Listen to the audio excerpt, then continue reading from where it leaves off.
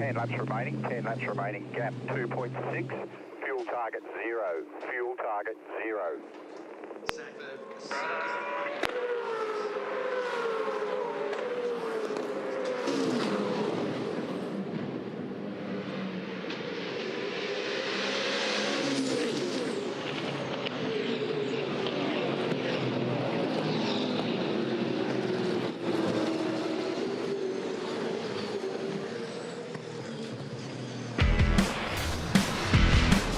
This is it, the last 10 laps. Riding with Russell Ingall, 15th spot for the Super Cheek Commodore. Started 21st.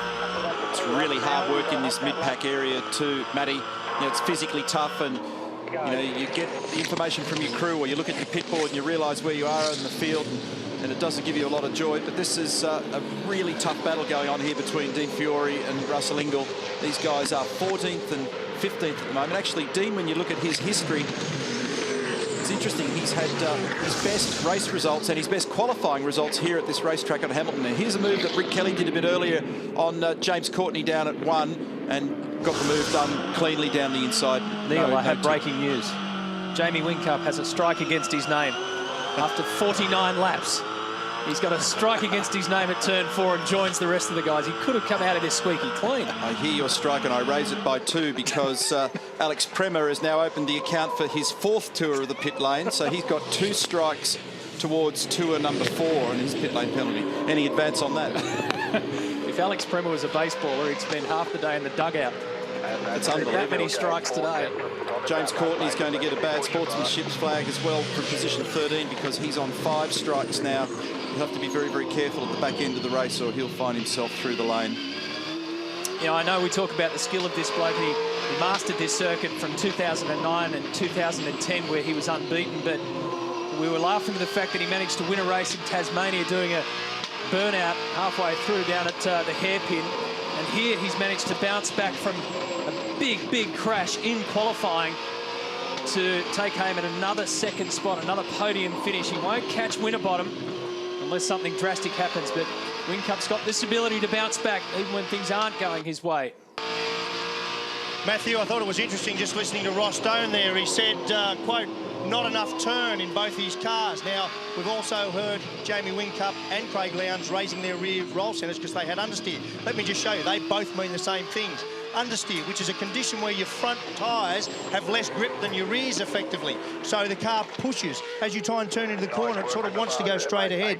The other condition, reverse of that, is oversteer, when the rear tyres have less grip than the front. So the car's very pointy, and you end up doing that. Now, that's probably a better condition than this, because remember, you're also trying to put 650 horsepower through the rear tyres. And why it's so important, if you look, say this is sort of this turn 6-7 complex here at Hamilton, a Garth Tander type line on this sort of corner will be to go up here, turn and fire the car down here. But a Craig Lowndes, and why it's so important he had to get that roll centre up, Craig carries speed. Craig does more of this, that type of line. So at this point here, he's asking a lot more of the front of the car because he might be doing 5 kilometres an hour faster at that point. Really interesting little dynamic, and that roll centre adjuster we see them doing in the pit stop is a great mechanism to try and alleviate that mid-race.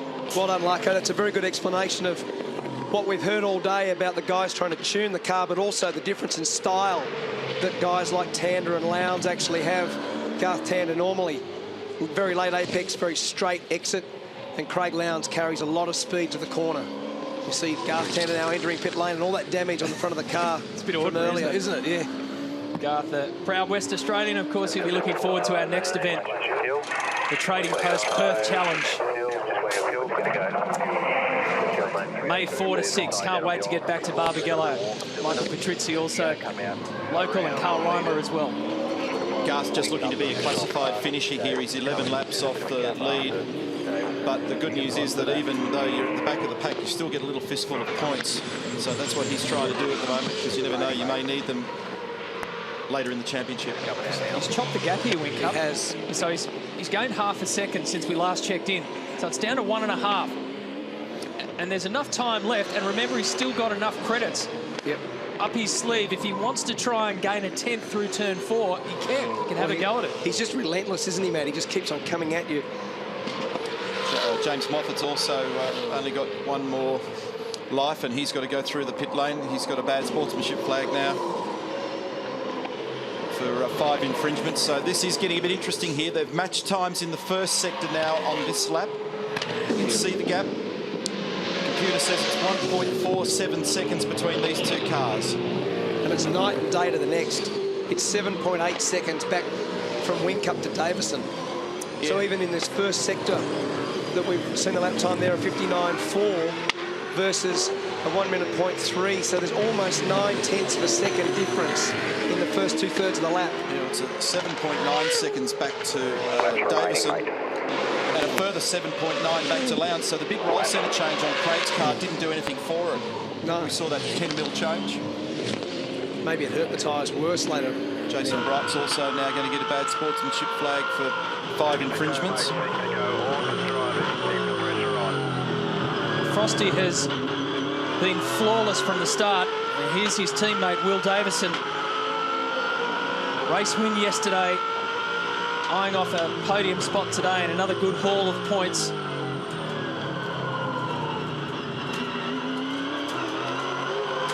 As soon as he was overtaken by Whincup earlier on in the race, in that last segment, he instantly started complaining about the tyres were gone. They didn't have anything left to fight, Jamie. Speaking of the tyres, look at this. Pick up behind. Smashing load goes through the car there, through that turn 4 curbing. So we're looking at the right rear suspension, the shock absorber, the spring, part of the apparatus, and the mount for the rear anti-roll bar, rear anti-roll bar blade, I should say. The drop link on that. So, and that's that silver thing that you can see running diagonally through your picture is the rear bumper stay, and that's just a little bit of rubber debris hanging off it. And to the left is the Kevlar casing that surrounds the fuel cell in the car. 75-litre tank. Another 0.3 of a second has been chopped out of Mark Winterbottom's lead. Neil, I'm just down here on the lane. Sorry, Matty, like everyone in the crowd, looking at that shock up on the big screens and my jaws sitting on the deck.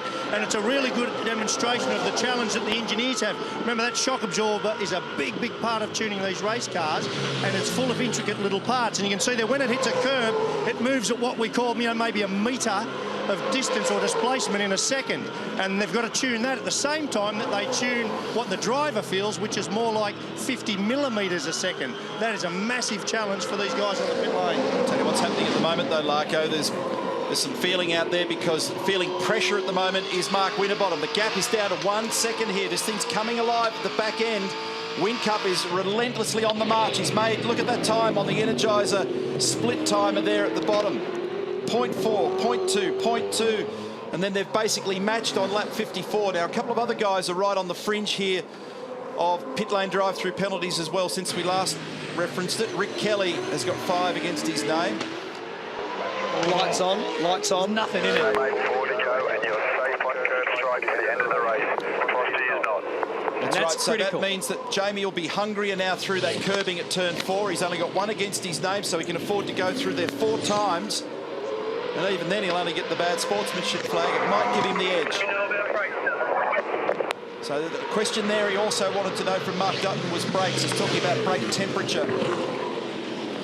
Front to rear, keeping the optimum balance between the front and the rear brakes on the car. He's trying very hard now. He's got it down to 0.8.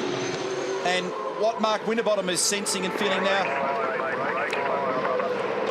is more of that, in his case, annoying red colour in the mirrors. You'll see glimpses of it, too many. And see, this time Whincup straight lines the chicane.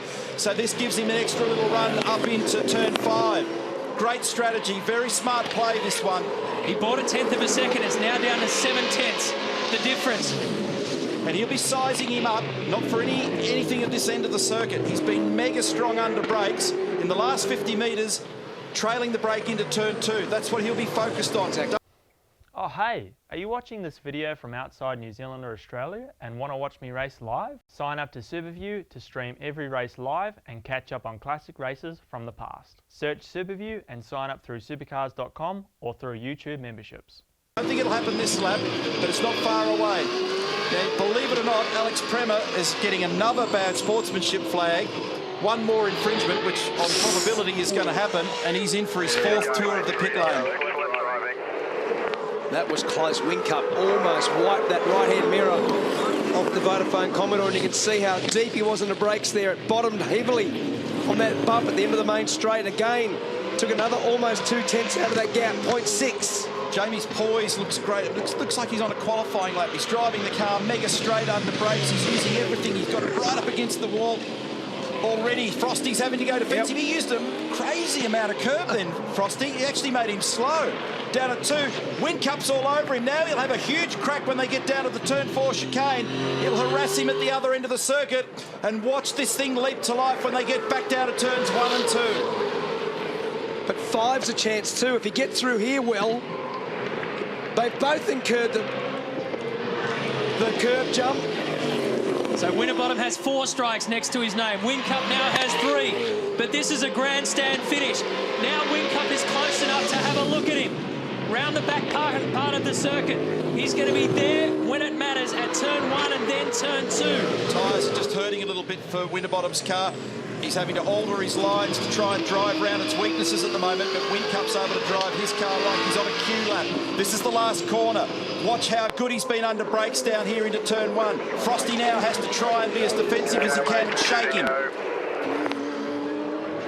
Mark Winterbottom has led this race from the very first lap when he got the jump on his teammate. Now at the very back end. Wide turn in, looking for a very quick exit off turn 1 here. Now watch for him down. They got a bit of oversteer when he couldn't afford it. So that might have hurt for the move down here at 2. Fans are loving it. Oh, he's gone a bit hot into there. Oh, Jamie managed to pull it up on the rear brake and only just. He's speedwayed into the corner. Big crowd down here at turn 3. They're loving it. Look at this. Ford and Holden fans getting a true mix. He's got it. He's grabbed the wall, Whincup. He's plucked the mirror off it. That doesn't matter. He's got a spare. And he goes through again. Activates the sensors. So he's using up all his credits. Turn 5. Oh, what an amazing finish to this race. For this man who put it into the wall in qualifying, Team Vodafone had to piece this thing back together against Winterbottom, searching for his first race win of the year. Hasn't made a single mistake in an hour and a half worth of racing around this tight and tough street circuit. The last ever race at Hamilton. Can Whincup get him? Can Winterbottom? Huge oversteer again. He picked up the throttle really early coming out of the final turn. He shaved the wall at the apex of 8. Now he has a big lunge under brakes into the first corner. He'll be trying for the very best exit here through 1. He's right on Frosty up the inside. Watch these guys as they go nose to tail down to 2. And the crowd are going absolutely nuts. What a way to say goodbye to Hamilton. Whincup has a look. Winterbottom closes the door on him.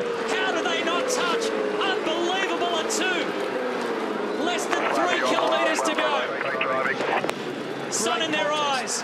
Great contest. The fans are loving it. This is turn 3. Frosty covered brilliantly down there into 2. He gave him no option. They did have a little rub down there, but he may be out of plays now, Jamie Whincup. Can he do it at 5? They're both on 5 strikes each. This is the last lap. It's half a lap to go, in fact. Well, if Whincup is going to have a dive, he's going to have to do it at the hardest part of this circuit around here at turn 6. And then the kink up to 7, but Winterbottom is showing such steely resolve. He's not going to let this one go. He's fought so hard for it. He's got a cushion. And now he's dropped him a little bit. Whincup has given it absolutely everything, but not this time. Mark Winterbottom wins an absolute classic at Hamilton. Great job, both those drivers. That is a rock-solid demonstration from both teams, both drivers, and this man prevails, Mark Winterbottom. What a brilliant job this afternoon, and he withstood a blowtorch in the last couple of laps. Will Davison 3rd, so 1 and 3 for FPR, and 2 and 4 for Team Vodafone, with Lowndes coming in 4th. Fabian Coulthard fifth He spot. might be out of fuel. I think we've got nothing showing, so it might stagger back. he might need a ride back. I'm doing a burnout, he said. Whatever's left, he's going to burn it up. And so he should. And look at that Kiwi passion in the stands. How good was that motor race? Mark Winterbottom, Orcon Steel Ford Performance Racing Falcon, getting home just from what was a sliding Jamie Whincup in the last lap for Team Vodafone. What a great display between both great athletes. That's as good as it gets. All three of these guys this weekend have been at the top of their game. And they've all got results to speak for it. So 2 second placings for Whincup and a race win each for Winterbottom and Davison. Just extraordinary stuff. So there's your provisional results. Fabian Coulthard, the leading Kiwi. Tony D'Alberto inside the top 10, and Shane van Gisbergen climbs into the 10 as well. A couple of quick updates here because they couldn't levy them a pit lane drive-through penalty. I think Bright, I heard, Courtney and Prema again will have time added to their result, which will change what we're seeing on screen here for those down the order. Just a little update there for you to factor in. Yeah, that one had it all. He's going to be lucky to make it back here. He's got nothing left in the tank. Push maybe, mate. He just said Monday to give me a push, mate. A very, very good drive, and what a fantastic end to that race with two of the very best operators from Ford and Holden battling with no tyre quality left and with no room to spare around these streets. There he is, yeah, he's out of fuel, so you're going to have to bump him, just bump him. Now, we've had some technical problems going back to Australia on Channel 7, so we've got to apologise for that, folks. There's nothing we can do about it, just one of those technical glitches. Obviously back with us now, so you know that Mark Winterbottom won the race. So we're going to take you through these last couple of laps, which were just extraordinary. I mean, Whincup was all over the back of him here, and you watch what unfolds at this stage of the race. It was fantastic, Matt. And Whincup got closer and closer and closer. He was able to use the credits that he had up his sleeve at the chicane. He was having huge lunges, including this one down at turn 2. He used everything in terms of fuel, he used everything in terms of rubber, and he used everything in terms of curb strikes to get onto the back of Mark Winterbottom. And the Kiwis were absolutely lapping it up. He got the wall right there at turn 3. The exit of turn 3, Whincup got the wall, loses the right-hand side mirror, continues to spear straight line through turn 4, and he's so close at this stage, and he knows he has to have a dive soon. Look at him in the stands, going nuts. Ford and Holden slugging it out at the end of 200 Ks of racing on such a brutal circuit. Winterbottom was using all the tricks in the book, and Whincup throwing his Commodore around as hard as he possibly can. Lights are on. Just in the last half a lap, last 3/4 of a lap for Jamie, it started to slide when he was picking the throttle up hard, like that one there coming off the final corner at 8. And there wasn't much he could do, but it was just an amazing stoush. Just to even get back in touch with him, when you consider that Whincup came out of qualifying with all that trauma, they got nose to tail down at 1. How's the crowd? Listen to this. In the background, they went berserk in the stands. So this is the final lap of the race. Whincup has a look on the left-hand side. He has a look on the right-hand side. Goes to turn 2. Winterbottom holds him out. Shuts the door. And right there, that was the play of the day for Mark Winterbottom. It wasn't over. And witnessed a true classic. But once Winterbottom was able to cover down at 2, which is where Jamie had been incredibly strong today, he pretty much got himself the insurance policy he needed. Ironically, both boys triggered their 5th curb strike through the turn 4 chicane on that very lap. This last lap of the race. This is the run at 5, and Whincup decided the wide line exit might be worth a try. He threw absolutely everything at it. By now, he's dropped him enough to know that all he has to do, Winterbottom, is hold on mistake-free, and that's what he's done since the start of this race. A superb drive from Mark Winterbottom. Look at Whincup on that final turn at turn 8. That's how much he was throwing it. Now, this is a win for the ages, because that's an all-timer for Mark Winterbottom. It was a mega display from both drivers, a mega display from both teams. Whincup, we believe, was right out of fuel, literally crossing the line. Campbell Little warned Mark Winterbottom that he was also out of fuel. This was a great contest. Well, Mark Winterbottom, that was something to watch. That's why people come to V8 supercar races. Incredible, mate. Congratulations. How was the pressure on that last lap? I had really good speed on the good tyres, and then he had very good speed at the end, so it's just about defending and just trying to bring it home. I really wanted that win, so yeah, fought hard, and that's an awesome result. We're saying it's one of the greatest wins of all time. Does it feel that to you, one of your best wins?